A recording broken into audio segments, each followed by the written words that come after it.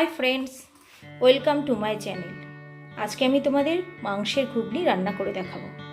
চলো আমি কিভাবে এটা রান্না করছি তোমাদের দেখাই। আমি এই মাংসের ঘুগনিটা প্রেশার কুকারে রান্না করব। আমি এতে তেল গরম করতে দিয়ে দিয়েছি। তেল অনেকটাই গরম হয়ে এসছে। আর মাংসের ঘুগনি রান্না করার জন্য আমি চিকেনের কিমা নিয়ে নিয়েছি। সর্ষের তেল নিয়েছি এবং সর্ষের তেল গরম বসিয়ে দিয়েছি। এতে আমি এলাচ দিয়ে দিচ্ছি, 4টে মতো এলাচ দিলাম। পরিমাণ অনুযায়ী এগুলো দিতে হবে, যে পরিমাণ ঘুগনি তৈরি হবে সেরকম পরিমাণে সব দিতে হবে। দারচিনি দিয়ে দিলাম, 3টে মতো তেজপাতা দিয়ে দিচ্ছি।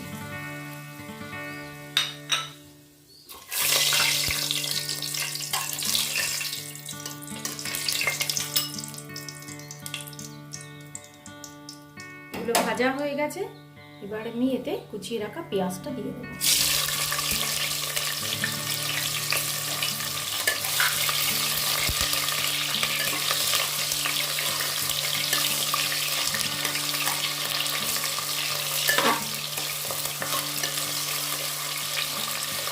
এখানে আমি 2টো পেঁয়াজ কুচিয়ে নিয়েছি। পেঁয়াজটা আমি সরু সরু করে কুচিয়ে নিয়েছি। এটা আমি খানিকটা ভাজা করে নেব।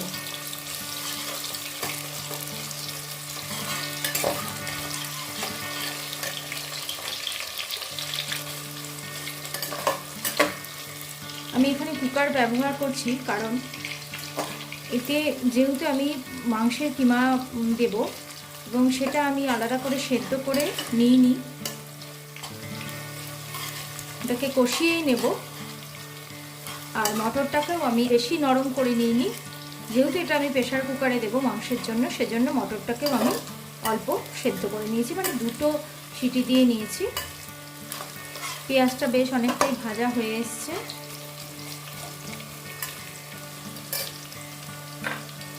এবার এর মধ্যে আমি মাংসের কিমাটা দিয়ে দেবো। এটা চিকেনের কিমা আমি এরমভাবেই কুচিয়ে নিয়েছি এবং সেটা আমি এবার এই তেলের মধ্যে, পেঁয়াজটা ভাজা হয়ে এসছে, এবার এতে দিয়ে দেবো।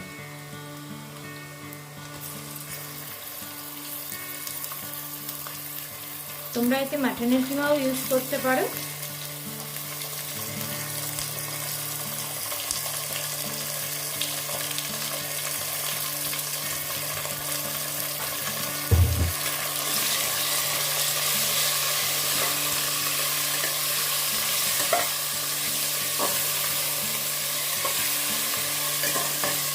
এই কিমাটার মধ্যে এবার আমি প্রথমে রসুন পেস্টটা দিয়ে দেব।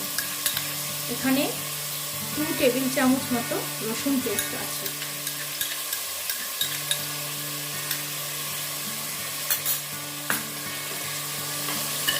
যেহেতু আমি এটা মাংস দিয়ে করছি সেজন্য রসুনের পরিমাণটা একটু বেশি দিলে বেশি ভালো লাগবে। এবার এর মধ্যে আমি সমস্ত মশলার উপকরণগুলো একে একে দিয়ে দেবো। এটা ধনের গুঁড়ো, এটা জিরে বাটা নিয়েছি, আদা বাটা নিয়েছি,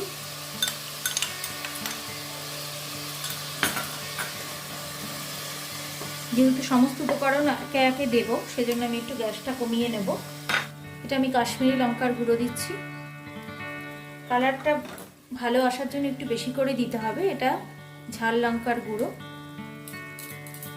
তো আমি আলাদা করে আর কোনো কাঁচা লঙ্কা ইউজ করব না।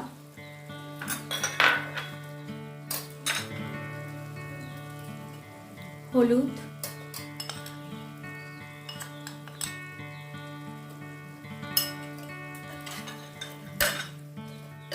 মধ্যে আমি এই আলুটা দিয়ে দেবো। আলুটা একটু আমি খুব সামান্য জলে ভাপিয়ে নিয়েছি। তোমরা এটা ভেজেও দিতে পারো।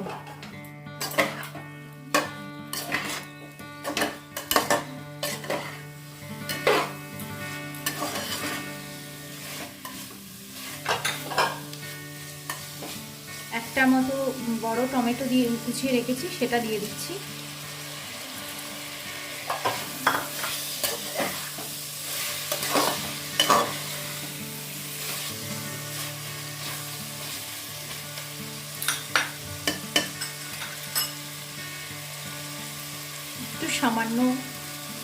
খুবই সামান্য চিনি দেব। এটাকে এবার আমাকে খুব ভালো করে কষাতে হবে।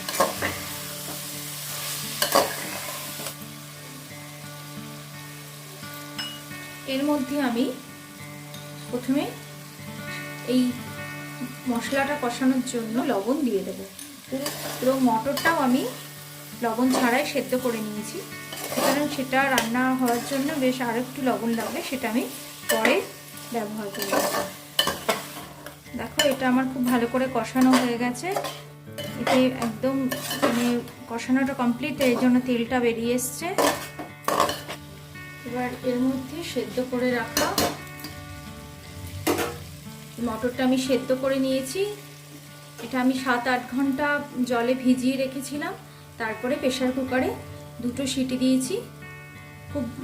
খুব বেশি নরম করিনি, এখন যেহেতু একবার প্রেসার কুকারে দেব এবং একটা সিটি দেব, সেজন্য এটা আমি খুব অল্প করে সেদ্ধ করেছি। এবার এটা আমি এর মধ্যে ঢেলে দেব।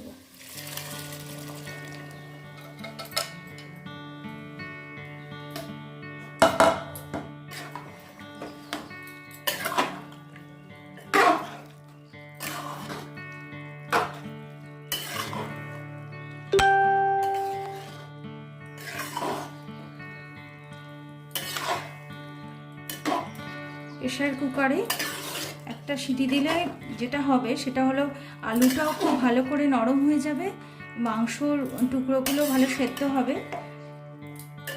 সাথে মটরটাও একটু সেদ্ধ হবে এবং এটা বেশ একটা জমাটি ব্যাপার হবে। আর এর মধ্যে আমাকে এখন কিছুটা জল দিতে হবে। সেই জলটা আমি অবশ্যই গরম জল দেব। আমি পাশের গ্যাসে বসিয়ে দিয়েছি, সেখান থেকে খানিকটা গরম জল আমি এর মধ্যে দিয়ে দেব। দেখো এই জলটা আমি এর মধ্যে দিয়ে দেবো, এটা গরম করে রাখা জলটা।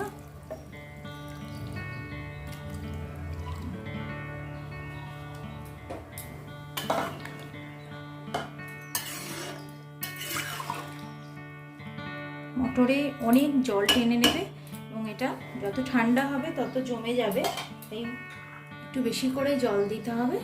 এবার এর মধ্যে আমি আরো খানিকটা লবণ দিয়ে দেবো, যেহেতু মটরে লবণ দিয়ে সেদ্ধ করিনি। তোমরাও নিজেদের টেস্ট অনুযায়ী লবণটা অবশ্যই ইউজ করবে। আর এই সামান্য থেকে যা চিনিটুকু আমি এতে দিয়ে দিলাম। প্রেসার কুকারে ঢাকনাটা লাগিয়ে দেব এবং গ্যাসটা মিডিয়াম রাখবো। একটা সিটি হলে আমি গ্যাস বন্ধ করে দেবো।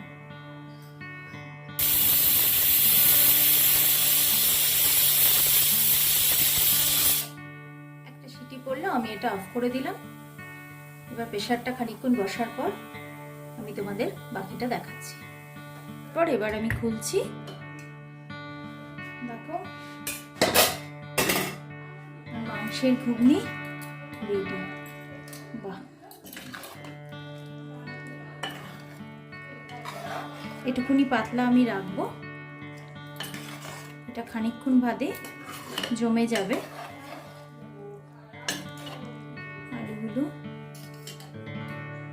আলুটাও সুন্দর নরম হয়ে গেছে। এবার এটা আমি পরিবেশন করব।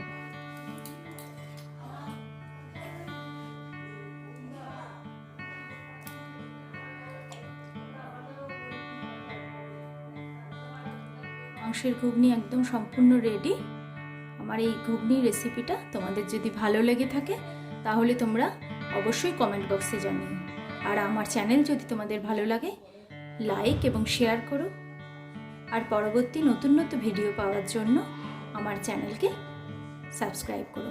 Thank you.